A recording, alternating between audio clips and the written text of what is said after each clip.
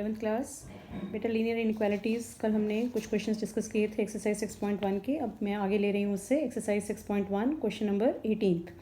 Solve the inequalities and show the graph on the of the solution on the number line. ठीक है, solve करके आपको graph को number line पर show करना है। क्वेश्चन नंबर 18th हमने लिया है 5x - 3 greater than equal to 3x - 5।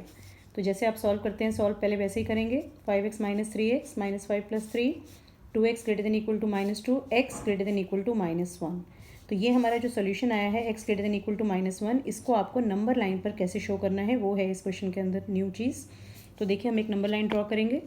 ठीक है, 0 1 2 इक्वल डिस्टेंसेस पर -1 -2 और दोनों साइड पर एरो। अब हमारा सोल्यूशन क्या है, x greater than equal to -1। तो -1 से बड़ी आपको सारी वैल्यूज़ चाहिए, तो ये हमारा -1 है। इस -1 से इधर की तरफ मैं शेड करूँगी, थोड़ा सा डार्क कर दूँगी नंबर लाइन को, थोड़ा सा डार्क कर देंगे आप, और एरो तक, क्योंकि -1 से सारा यहाँ तक इन्फिनिटी पॉजिटिव इन्फिनिटी तक ये जाएगा। ठीक है, तो -1 को भी इंक्लूड करना है आपने, तो आपने यहाँ से लेकर यहाँ तक पूरा इसको डार्क कर देना है नंबर लाइन को। ये तरीका है नंबर लाइन पर इसको ग्राफ को शो करने का। अब यहाँ पर अगर ग्रेटर देन इक्वल टू की जगह खाली ग्रेटर देन होता, सपोज इक्वल टू नहीं होता, तो आप कैसे उसको डिफ्रेंशिएट करेंगे। आप यहाँ पर -1 से ही स्टार्ट करेंगे, लेकिन -1 को एनसर्कल कर देंगे, छोटा सा गोला लगा देंगे यहाँ पे बेटा, जिससे ये क्लियर हो जाएगा कि -1 इंक्लूडेड नहीं है, उससे आगे की सारी वैल्यूज़ हैं।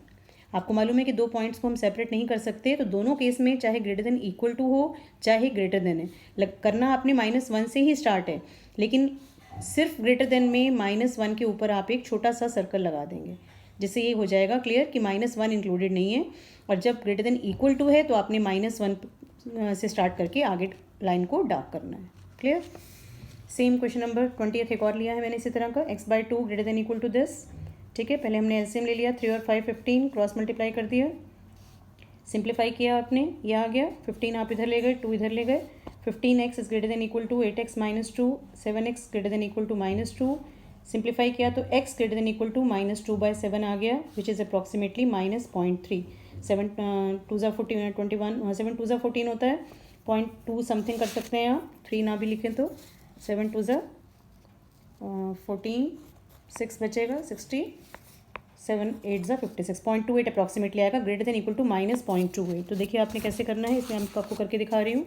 एक नंबर लाइन हमने ड्रॉ कर ली, 0 1 2 0 -1 -2, दोनों साइड पर आपके एरोज आएंगे नंबर लाइन पे। ठीक है, अब हमारा क्या सोल्यूशन था, ग्रेटर देन इक्वल टू -0.28। -0.28 का मतलब अप्रॉक्सीमेटली -0.3 हो गया, तो कहाँ आएगा, 0 से -1 के यहाँ पर अगर आप इसके 10 डिविजन्स करते हैं तो 0.3 आपका अप्रॉक्सीमेटली समवेयर यहाँ आएगा बेटा। ठीक है, तो क्योंकि ग्रेटर देन इक्वल टू है तो आपने क्या करना है, यहाँ से लेकर इस नंबर लाइन को आगे ऐसे डार्क कर देना है। ठीक, यहाँ से लेकर इसको ऐसे डार्क कर देना है, और यहाँ पे लिखना है, sorry greater than equal to है, इस तरफ नहीं उस तरफ आएगा आपका, x greater than equal to -0.28 है, तो यहाँ से लेके आपका इस तरफ आएगा, ये नहीं आएगा बेटा। ठीक है, इस तरफ नहीं इस तरफ, ग्रेटर देन इक्वल टू है, तो -0.3 से लेकर इस तरफ के आपको सारी नंबर लाइन को डार्क करना है, -0.3 से लेकर इस तरफ। ठीक है, एक बार दोबारा बना देते हैं। देखिए ये आपकी नंबर लाइन है, 0 1 2 -1 -2, -0.3 मतलब ये पॉइंट हो गया आपका। -0.3 अगर सब अप्रॉक्सीमेटली यहाँ आए हैं, इसके 10 इक्वल डिवीजन है, तो थर्ड डिवीजन पर आएगा -0.3। -0.3 से आप इस तरफ जाएंगे। ठीक है, -0.3 से इस तरफ, इसको पूरे को डार्क करेंगे, x greater than equal to -0.3। ठीक है, और क्योंकि ग्रेटर देन इक्वल टू है तो ये पॉइंट भी इंक्लूडेड होगा, तो आपने पूरे को डार्क करना है।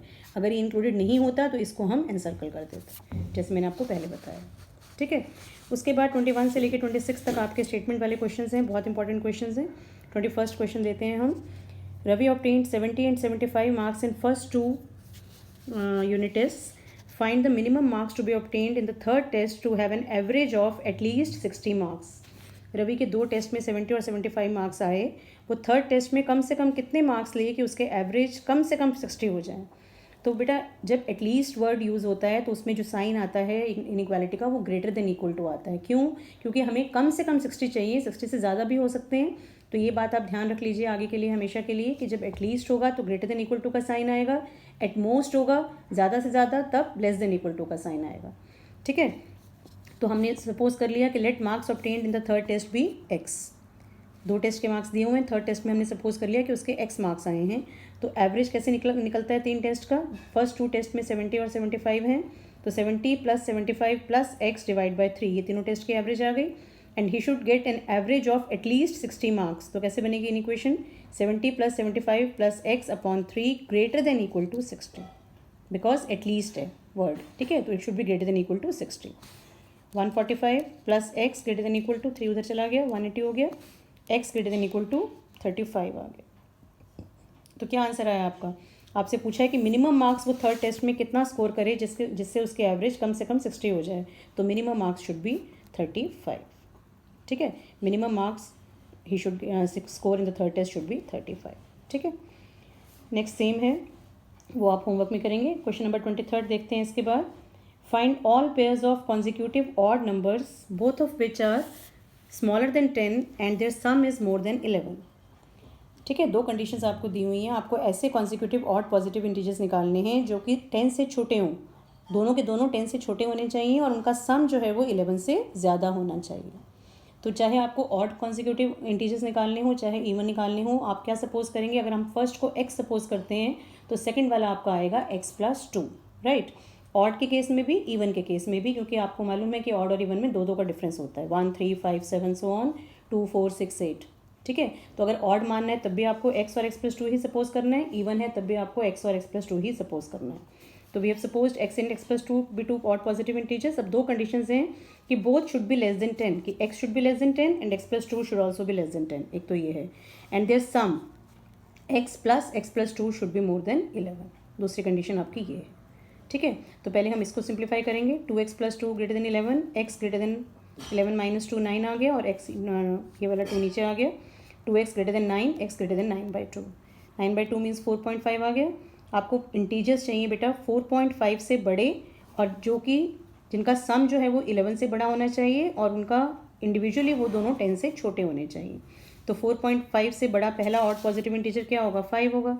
तो अगर पहला 5 है, इसका कॉन्जिक्यूटिव 7 हो गया, ठीक है। 5 एंड 7 का जो पेयर है वो दोनों कंडीशन सेटिस्फाई कर रहे हैं, दोनों 10 से छोटे हैं और सम इनका 11 से बड़ा है।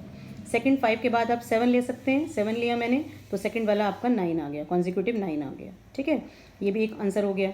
इसके बाद अगर मैं 9 लेती हूँ तो 9 तो मैं ले सकती हूँ बिकॉज 9 इज़ लेस देन 10, लेकिन 9 का ऑड कॉन्जिक्यूटिव क्या हो जाएगा? 11, तो वो हम नहीं ले सकते। क्यों? क्योंकि सेकंड इंटीजर शुड ऑल्सो भी लेस देन 10, और 11 जो है वो 10 से छोटा नहीं है।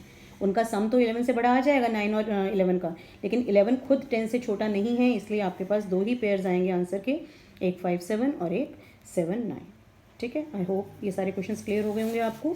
अब ये एक्सरसाइज 6.1 आप कंप्लीट कर सकते हैं। अगर कहोगे तो मैं नेक्स्ट क्लास में 25 26 करा दूँगी, otherwise I move on to 6.2 in the next video. Thank you.